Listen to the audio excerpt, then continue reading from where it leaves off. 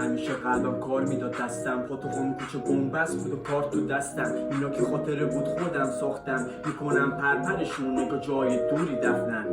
وقتش بود عجله نکردم، خب منم دوست دارم بخندم از ته قلبم. منی که تا الان به جای خنده درد مصرف میکردم، حالا مرد بزرگی شدم تغییر کردم. شناختم خودم و میدونم سرسختم شده، استارت بار منم تا برنده نشم میجنگم. یه سری پی کار این جای بندین، اصلا امروزو نمیدونی چیه روز تقویم. میشه مغزت درگیر میبازی پنچیچ، بعد این میتپه قلبم واسه کسی که با هم خندید. پشتم با شرکی شدم درگیر، طورینی که همه مردیم. الان جاش نیست بگم از حسم، از عشقی که ازش موند نفرت، یا از رفاقتا که همش فیکن.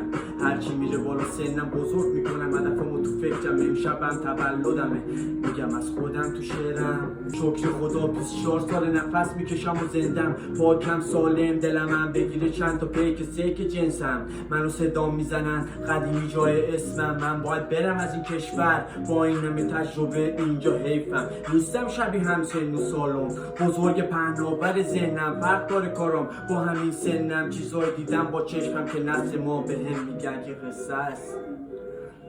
از بچگی ادب بود برام شرط اول، میدونم برسم تو به صد جدول. عجله ندارم و نزدیک مقصدم، مدیون خودم اونم حواسش هست بهم حتما.